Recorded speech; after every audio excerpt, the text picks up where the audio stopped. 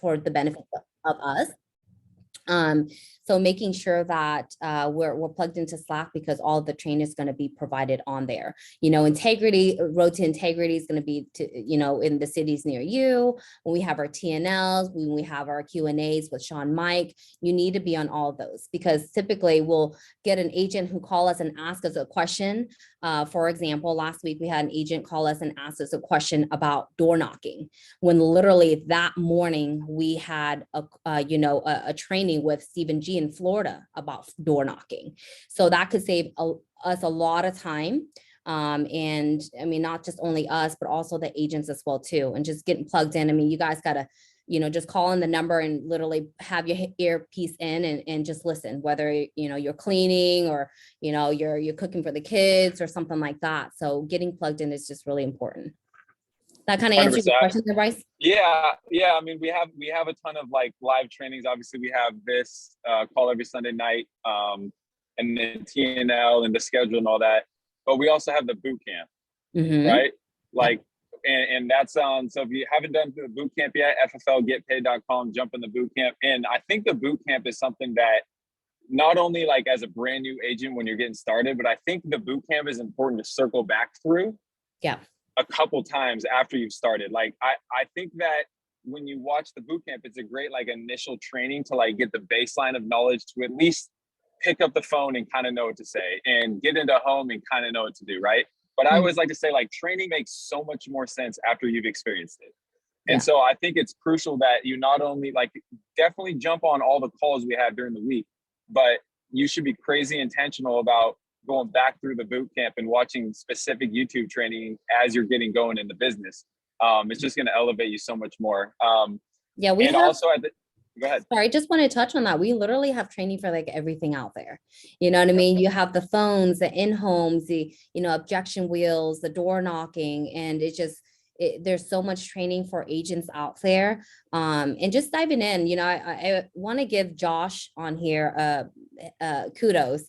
Josh is sitting in Michigan waiting for his license, right? And he's been in contact with me a lot. He's like, what can I do right now? I'm going through boot camp. I'm attending all the trainings. I mean, he's sending me stuff that I haven't seen yet. Just like, hey, can I go to this road integrity? I'm like, yeah, absolutely.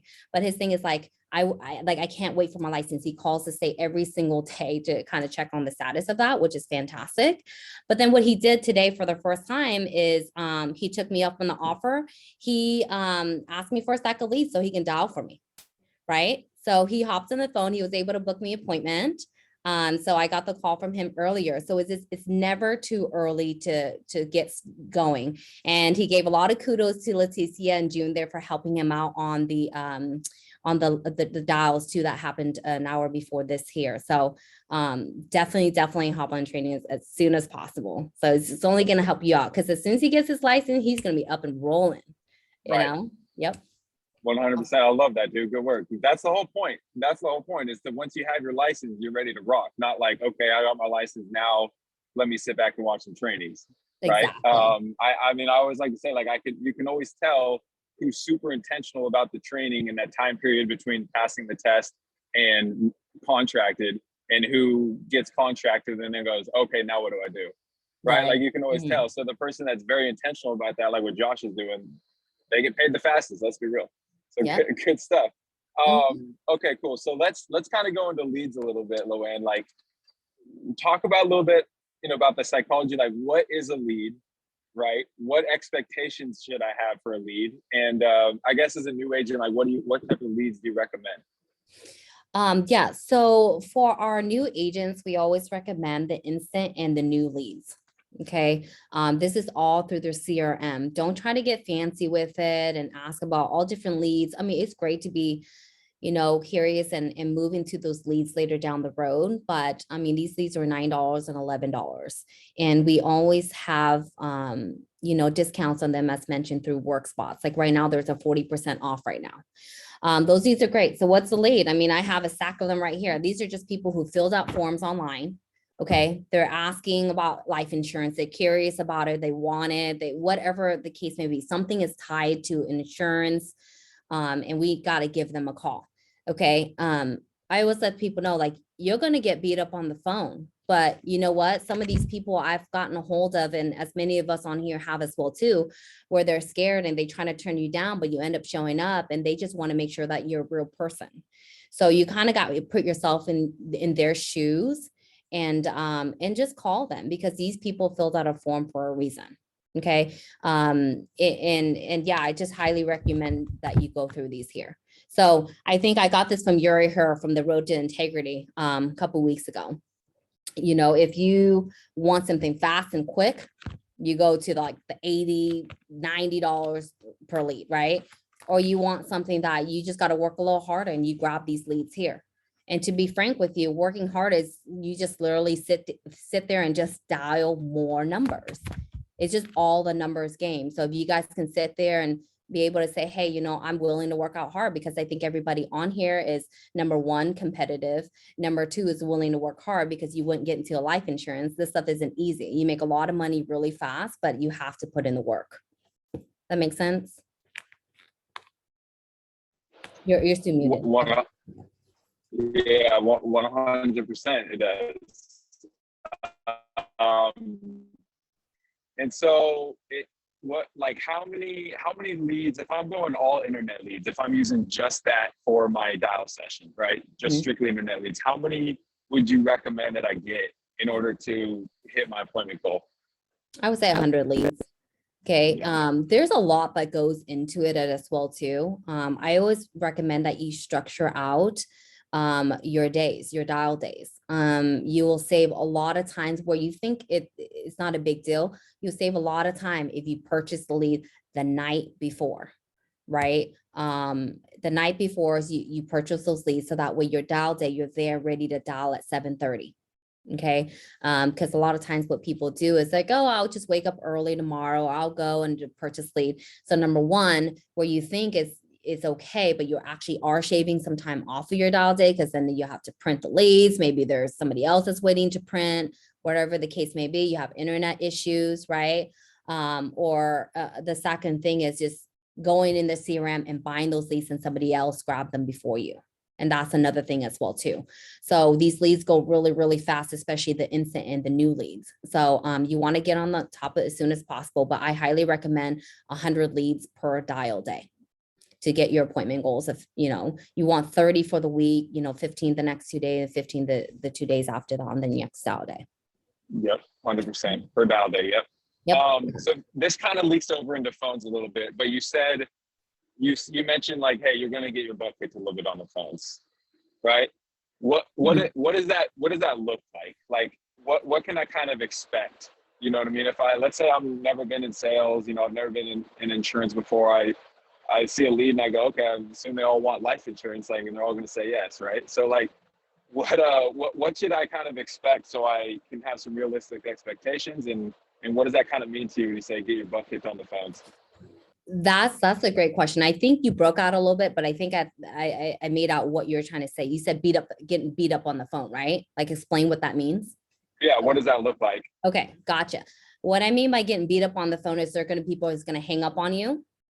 People that are going to say, no, I didn't fill it out. People are going to say, no, that wasn't me. Or, people just, I don't know if I mentioned this already, but hang up. Some people may yell at you, stop calling me. I don't know who you are.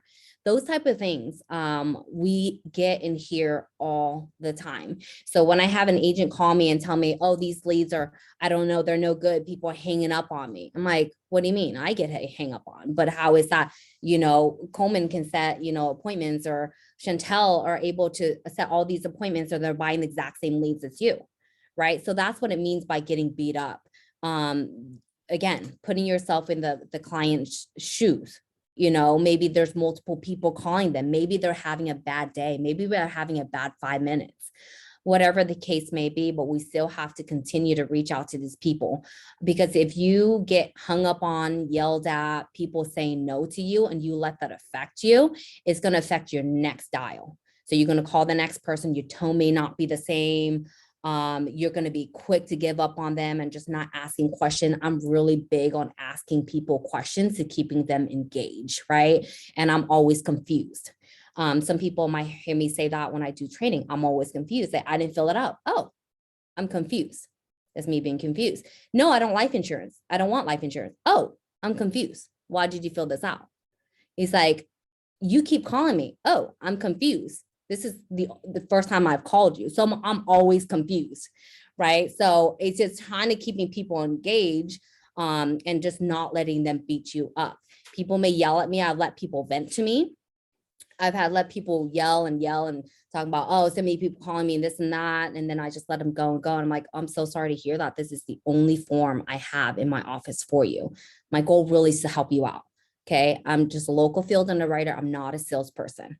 Okay. It takes me about 10, 15 minutes to see what you qualify for. If it works out for you, fantastic. I'll take the application. If it doesn't, no worries. I'll be out of your hair.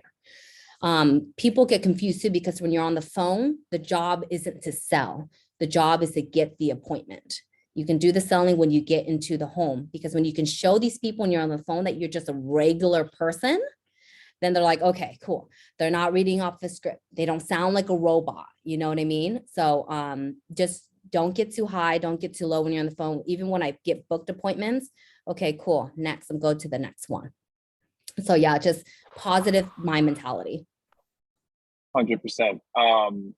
How are you? So we talk about a list of 100 brand new instant internet leads, right? So how do you attack those? Like, are you dial all the way through your list and start back up from the top? You dial one time, 3 times? Like, how do you break that up? And then how many times do you dial? So like, if you're looking at a list of 100 leads, you're about to start a session, how are you attacking those? Sure. So the way that I do it, I'll go through 25 leads first, and then I loop back and I'll dial those 25 leads again. I do that 3 times. And then I move to my next set of 25 leads and I do the exact same thing until I get all the way through my 100 leads. That has worked out for me beautifully. And then also too, it's just like when you go through those leads, and let's just say if I call somebody and it goes straight to voicemail, I call them right back, because sometimes it could be somebody making an outgoing call and you just hit their voicemail right away. So that has worked out as well too. So just making sure that you utilize that very well. I mean, worst case, you get the voicemail again, that when you know their phone is off. So after going to 3 times and you get those voicemails, you definitely should be door knocking that one, because you know their phone is off. It's great conversation for you to be there anyways, right? Hey, I tried calling you like 3 times yesterday. Like, it kept going straight to voicemail, and then you just door knock that lead. What do you think? So you work with a lot of new agents. What do you hear as like the biggest struggle for new agents on the phone? It's really the script. It's just, they're afraid of the objections when somebody throws something at them, because I think us as humans, when you hear somebody say something to you, especially being new, you're scared. You feel like you have to say something right back. And then you don't know where to go from there, and you kind of just let them go. If somebody says, hey, I'm busy right now, I can't talk, and that's not part of the script, and they're like, oh, okay, when is a good time to call you back? Because some of the veterans on here would say that as soon as you get somebody off the phone, it's very hard to get them back on the phone. Same thing with when you're in home. When you leave that house, it's going to be hard to come back into the house. And I think we just trust our clients too much that they're going to pick up when you call them back when they don't. So really, it's just a script is what I've seen them struggle with on the phone. Don't be robotic. I mean, the more you can make it a conversation, the better it is just going to be for you and for the client as well too. Okay, just make things conversational is what I highly recommend. And slow it down too. Slow it down, because I think most of us as salespeople, we talk really fast, including myself. So sometimes I have to slow myself down a little bit. So definitely, I'm very slow when I talk to clients on the phone. Why? Okay. Why do you think that tone is important? I think it's very important. Number one, you don't sound salesy, because salespeople talk really fast, right?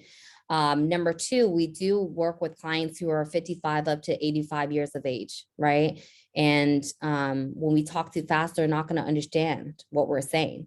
Hey, this is Loan with Family First Life Insurance. They're like, whoa, what? Who are you? I've had that. I had people say that to me. Wait, who are you? Hang on, slow it down. When I first started this, I had people tell me to slow it down. I can't hear you. What are you saying? You're saying too much, and I've learned from that because, I came from car sales where I talk really fast when I'm on the phone with people in their early 20s to like the mid 40s, and that's okay. But your tone is very, very important. Just know who you're talking to. If you got somebody who picks up who is like, hello, and you're just like, hey, this is Loanne, and they're just like, whoa, it's just too much. You got to match their tone. Or if you got somebody's like, hello, you're like, hi, Mary, this is Loanne. And so they're like, oh, whatever the case may be, but just understand who's on the other line. Yeah, 100%. I think that's one of the, I think my biggest piece of advice for people getting started on the phones is to record yourself, because tone is one of those things that I think when you're like, if you're on this call right now and you either just started dialing or you haven't really started dialing it, you're like, okay, like I just don't sound like a salesperson. Got it. Right.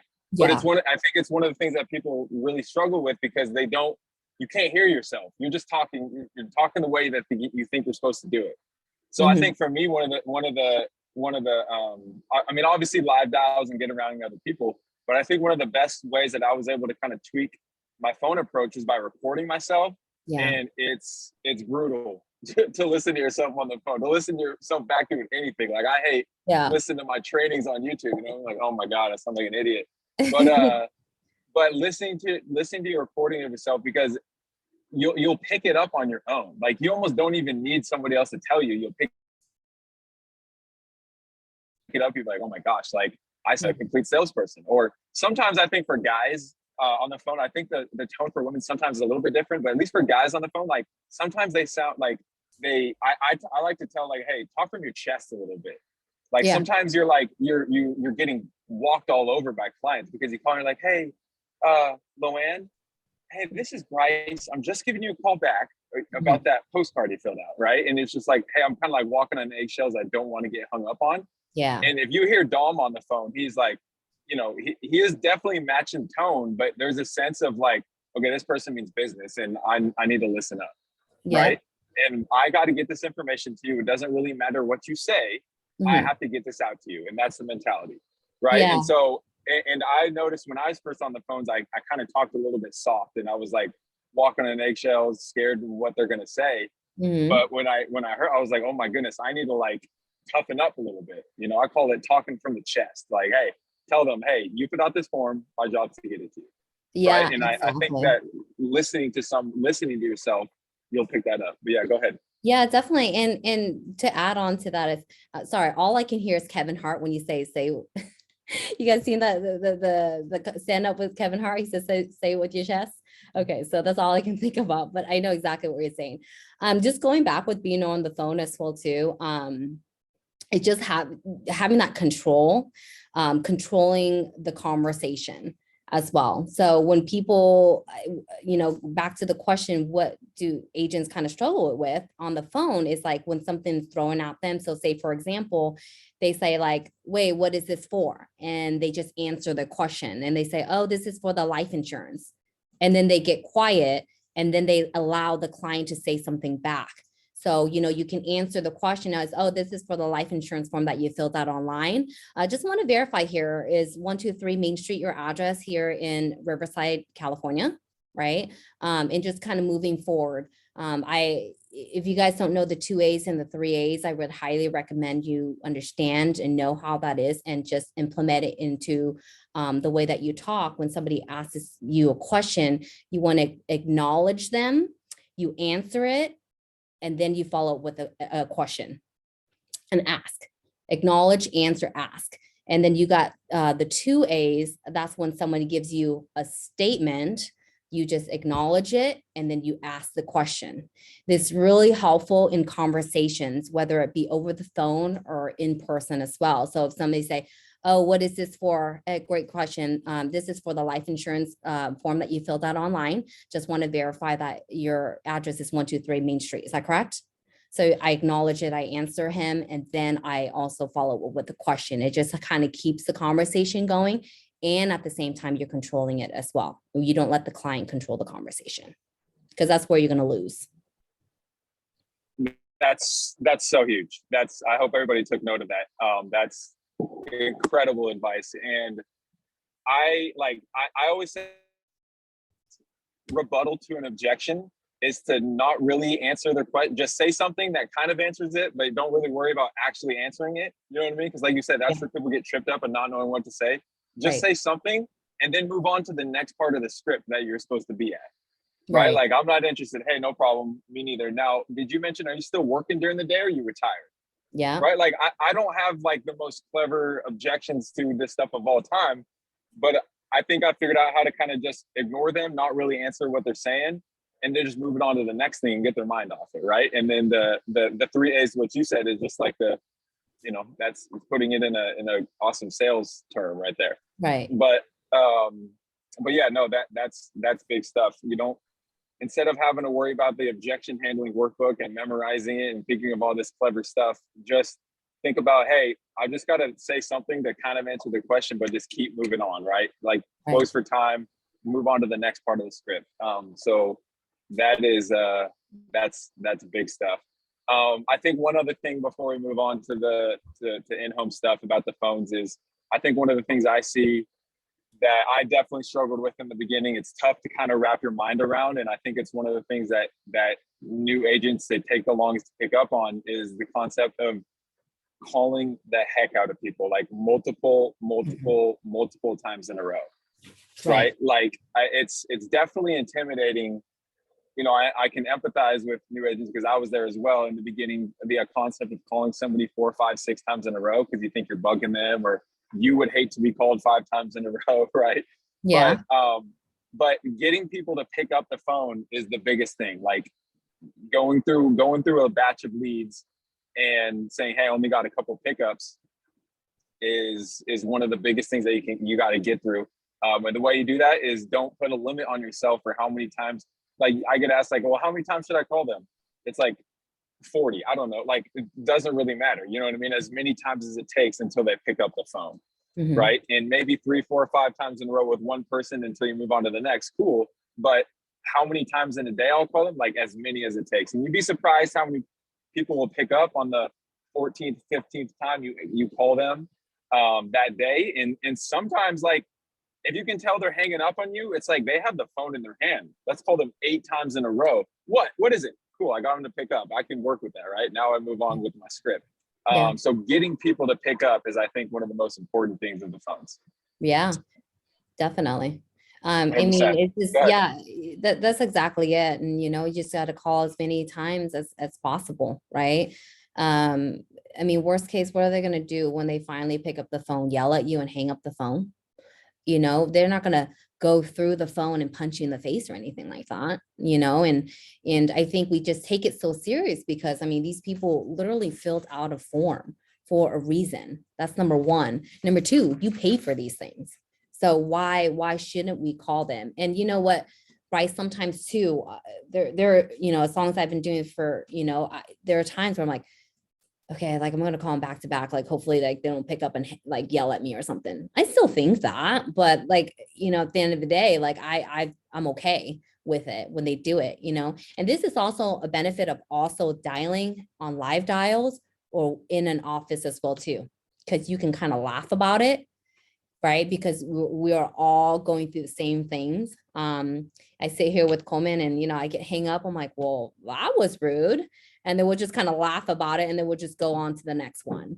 And that's just what it is. But, you know, just don't get beat up and, you know, you got to call them because you just never know. We have so many people on here that can probably testify to this, where we actually come to their house and help them get the coverage. And they say, you know, I'm so glad you got a hold of me. Oh, you know what? So many people's called me, but I'm glad I met you. Well, what was it about me on the phone? Well, because you kept calling me, you know, and we heard that, you know, with Coleman over the weekend, you know, things like that. So it's just as many times as possible. So that way we can resolve the leads, is what we like to say. Resolve the lead. Okay. 100%. Easier said than done, but you got to remove emotions over the phone, right? Yep. And being worried about what somebody's going to think on the other end of the line is letting your emotions get in the way. Yeah. So the quicker you can get over your emotions and like Coleman said, just have fun with it. If you're going to have any emotion, have the emotion of fun, if that is one. I don't know, but have fun and don't worry about what people say or going to think. Yeah. Cool, good stuff. Let's move on to the in-home. Let's keep it with an internet lead. So Luann, walk us through your approach to the in-home. You walk in the door, you're going to the table and everything. How do you approach an internet lead? How do you attack that appointment? Yeah. So with the internet leads coming into the in-home, it's fairly simple. And now you want me to kind of start from the opening of the door, or like when I'm actually sitting at the table with them? Just want Yeah, to get. just like how do you start an appointment? Do you start with rapport? Do you start by Oh, getting okay. right into it, and then kind of what do you say for your opening? Yeah, so a lot of times I just start off with a question, right? It's just like, once you sit down, well, first and foremost, the question may be like, hey, where's the table, right? That could be the first question. Once you sit down, I just slide them the form, and it's typically just, hey, like, what were you thinking when you filled out this form? Right. So I like to start off with a question, kind of like get to the business, right? I mean, for new agents, just expect that your first appointment is just going to be a little bit longer, and that's okay. Because you're learning, and as you go on, your appointments are going to be shorter and shorter, and you can build the rapport as you go. But that's kind of how I do it. I build the rapport as I go, right? Why did they fill it out? And once they tell me why they fill it out, and then I always want to make sure if there's somebody else I'm going to do the policy for as well. So is this coverage just for you, Bryce, or you have a spouse here that wants to get the coverage as well too? No, it's just for me. Okay, great. So my job here today. So I like to structure out my appointment so that way they know what to expect. My job really is, I work with 15 different carriers. I'm going to find what it is that you're looking for, right? That's within your budget. And then if it all works out there, I'm going to take your application. Once we figure out which policy works best for you, I'm going to take the application that'll be out of on your way, on my way, excuse me. Does that sound good? Yeah, that sounds good. Okay, I'm going to need your driver's license and then your account and a routing number once we figure out the right policy for you. So that way you get that out of the way. Now you're already taking away the objection of the bank account. Because most of the times I hear agents who's starting out is just like, oh, I left because they wouldn't give me their bank account. So that way you can overcome that objection right away. Okay, once you get that, cool. I always put their driver's license right on my laptop where I can see it. And I was like, oh, I'm gonna place it right here. So that way I remember to give it back to you. Kind of got that from car sales. I used to put it right on my screen. So I remember to give it back to the client, or the customers, what we call them. And so like, okay, cool. So I'm gonna start, whatever, doing my fact find. That's when you pull out your inventory worksheet, which everybody can find on FFL Get Paid under downloads. It's called the Credibility and Financial Inventory Worksheet. You fill that information out. It's very self-explanatory. I mean, it's just their age, the medication that they're taking, and at the bottom, if they had any heart attacks and strokes and things like that, then you circle it. And then when you're done with that, and this is for the new agents, I still call from time to time, but not as much. But I know there's a lot of newer agents on here. Then you want to pick up the phone and utilize your resources and call, your mentors or whoever it is, myself, Bryce, Dom, Leticia, Chantel, anybody on here, and call them and kind of give them a breakdown. And that's part of my structuring too, Bryce, that you guys, I didn't mention, is just saying, hey, and then, once we figure out what it is that you're looking for and go over all your information, I'm going to call my product specialist, or whatever you want to refer to everybody as. I like to say project specialist. I actually got that from a guy last month. And then, call him, hey, Bryce, I'm actually sitting down with Jim, and, he's a 65-year-old male, non-smoker. He doesn't take any medication, whatever the case is. I have an idea of what product to go towards, because you always have an idea, because you're an expert too. I just want to get a second opinion. What do you think? So the other person on the other line is going to be able to let you know which is the best policy to write the client. Now, sometimes we may have questions for you, like, hey, Bryce, you did mention that, Jim has diabetes. Is it type 1 or type 2? Was he diagnosed before or after age 50? So, and then, the next time you do the application, to ask those questions as well too. So that's kind of how I do it. And then from there, we just go straight into the application. That's big stuff. And one thing I picked up on from the beginning was your opening and how you set up an appointment. Mhm. And what I noticed about it is you set your opening of the appointment up to get out in front of all the objections, Right. right? Like you went through like, hey, we're going to be filling out an application, right? I'm going to need your bank account information and I need your ID right now, right? That's getting out in front of things as opposed to having to deal with those on the back end. And so like I think that the opening of the appointment, if you're brand new, you're just starting, you don't know what to do in the home, I would say watch some videos and have an idea of what you're going to say to like start the appointment. You know what I Mhm. mean? And then from there, it's very simple because you can just follow the financial inventory and then call in the home. I Yeah. wouldn't worry about product at all. I wouldn't worry about medications at all that type of stuff. You're just going to pick up as you go. Yeah. And I remember talking with Dom and watching a lot of trainings in the beginning. And that's one thing that I was like, okay, cool. That actually like relieved me of a lot of the pressure of going in and doing something that I was brand new to. I was like, how about I just memorize what I'm going to say to start this thing off? And then from there, I'm good because I'm going to follow this piece of paper and then I'm going to call somebody. Like, I don't have to know anything else. All I have to know is just what to say of who I am. And I think the opening, like if you can have the opening down, everything else kind of flows after that.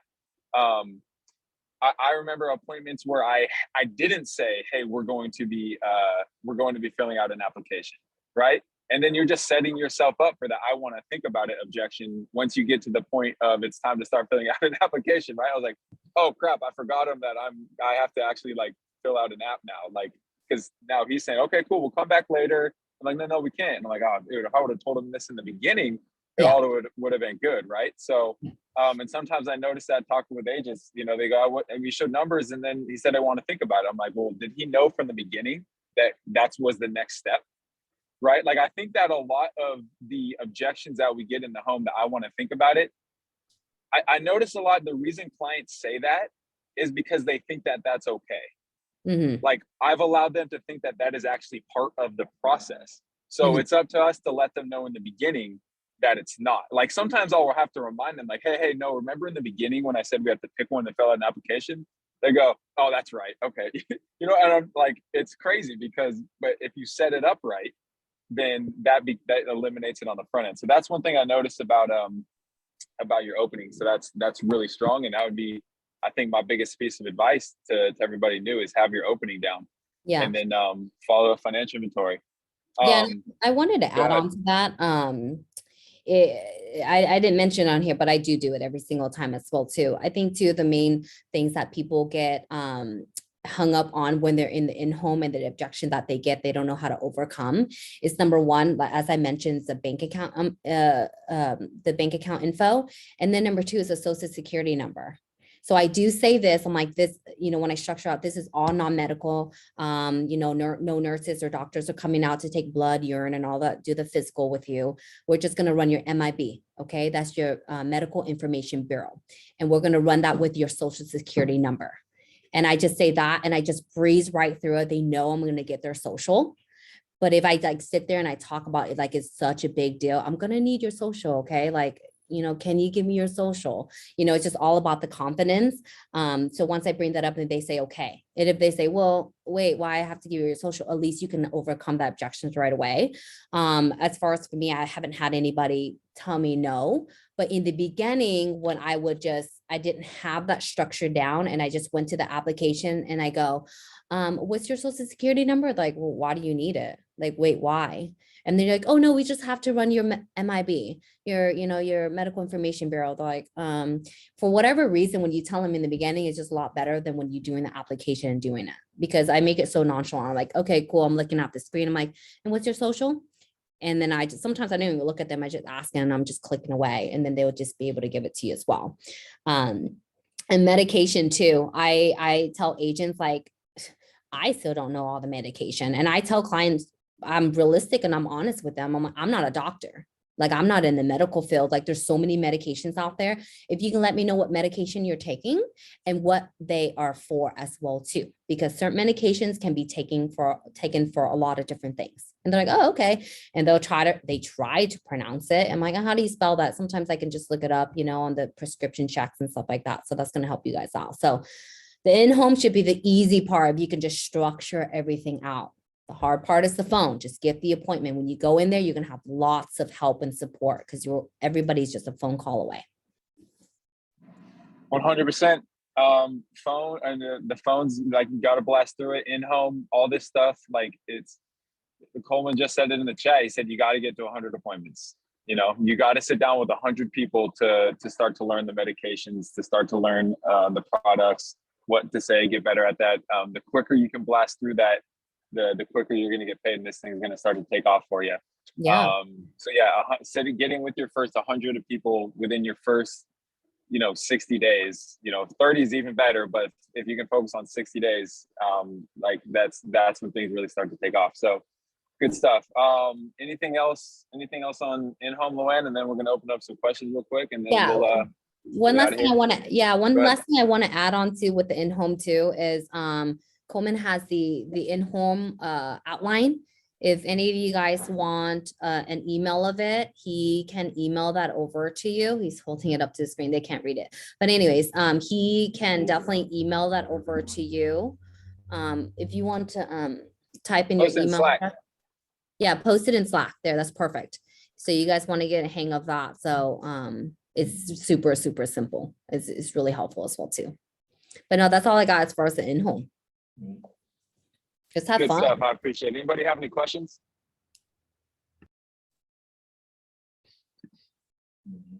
Yeah, I have one question. What's up, Josh? Yeah, so do you run the MIB report after you go through the financial inventory? Yes, that's going to be after, because we got to see what it is that they're looking for, right? Some people are just looking for just final expenses. Some people are looking more like on the term side of things, just a larger amount. Then we got to find something within their budget, all that stuff. And then the financial inventory sheet will kind of give us a pretty good idea anyways, to go towards the product. The MIB is just, it's per carrier, right? So it's like, if we're going to do an Eagle Premier with Americo, then you would run their MIB in the application with Americo. All right, so like we set up the appointment, financial inventory, then we call you up, and then you'll lead us through that, how to go through all of that. So like for a new agent, that's all I gotta know: set up the appointment, financial inventory, and then call you. Wait, sorry, say that one more time for me.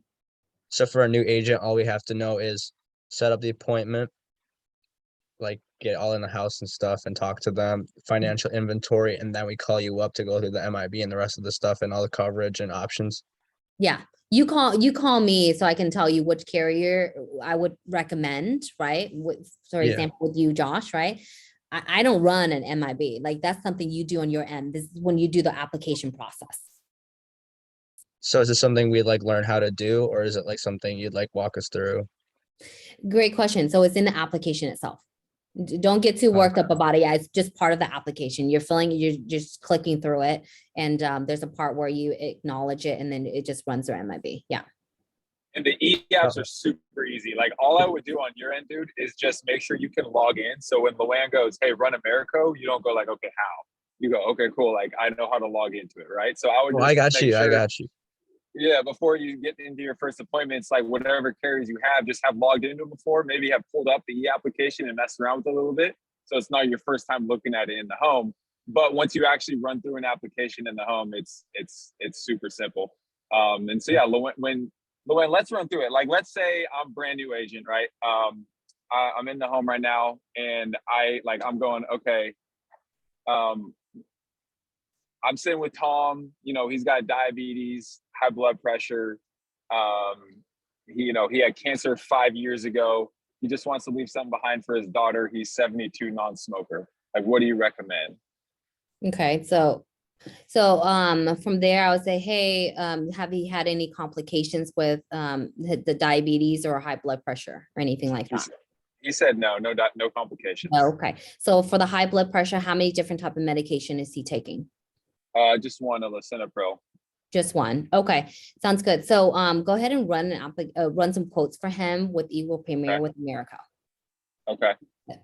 And then all of you guys should know as well. Well, I don't want to assume that. I apologize for that. But if you go to fflgetpaid.com, there's a quoting tool that's on there. So once you get to that stage, then you can go and quote on there, right? But you can start the application with Eagle Premier with Americo. Once you pull up the application, I always tell agents, it's very self-explanatory. You go in there, their name, their address, their social, their height and weight, their email address, who's the beneficiary, things like that. It's just, you typically don't need a lot of help, but also too, just to give you comfort when you're going through the application. I know Shania's called me a few times when she's in the in-home and she's run across things that she just want to make sure that she's doing the right thing. You can call us and just say, hey, I'm at this page. What do I do? Or what do I click on? Hey, this one, it says tablet signing or email signing, like which one do I choose? Right. So we can be like, well, it's up to you. You can do tablet signing. It just makes it easier for the client, unless you have a weird kind of tablet or whatever the case may be, then just do email signing if the client has access to their email right there on their phone, just to make it simple. Right. So the application is just really, really easy. And you can always call us if you have any issues. That's no problem at all. Okay. Good question, Josh. 100%. One more thing. So yeah, so I think I just want to like confirm that I understood that. It's called upline, and they tell you which one to do, and then that might be, and stuff like that's a part of the process and the quote stuff. Part of the application is in the application. It's like, I think America, I think that's like the third or fourth tab or something like that. It's just going through it. Yeah. Sweet. Thank you so much. Yeah, of course. Just to add, there is a demo version that you can play with, especially with America. So you can get familiar with the e-app and see what that looks like. Yeah, that's good. Yep. What's that noise? I don't know. It might be me. I'm driving through the boonies right now. Okay. Okay. No worries. But we all caught that, right? The demo that Purdy just mentioned. Okay, cool. Good stuff. Anybody have any other questions? You've been looking at the chat, Luann? I haven't really. Last time I looked at it signed me out. Oh, no worries. No, there's nothing in the chat. We're good. Okay. Coleman, that little ticky noise thing was actually Coleman's computer. He has a question or something to add on, so he just hopped on over here really quick. Okay. Hey guys, I'm sorry, real quick. Great job too, Bryce and Luann. You guys crushed it. Really quick, something that will help you write an application is everybody on here should have an insurance policy on their self. So you get a free policy from either carrier you're licensed with. What you do is when you pay, all they do is give you your monthly payment back in your account when you pay. So everybody should start writing an insurance policy on their self for two reasons. First reason is it'll help you go through the application already. So now you already know because you wrote a policy on yourself. Second reason, you can't expect to sell something to somebody that you don't have. You see what I'm saying? If you don't have life insurance yourself, how are you going to expect to sell it in the home? So write a policy on yourself. When it comes in the mail, put it in your bag. You tell the client, I have a policy too. And it makes it that much real. And it's a free policy. All of us on here need life insurance. So that can help you learn. When I first did it, I got like 3 policies. I got one with John Hancock, Americo, Mutual of Omaha. It's all free policies. They give you your money back. So to help you learn the app. So hope that helps. 100%. I pull my Americo policy out in every home. This is mine. And especially when I write Americo, I said, it's the same company this I have, or the same company I use for my insurance. Yep, definitely. Yeah, that's good stuff. Cool. All right, guys. Well, we'll wrap it there. I appreciate you all jumping on. Let's make it a huge week, and let us know if you need anything. Awesome. Thanks, Later, guys. Cool.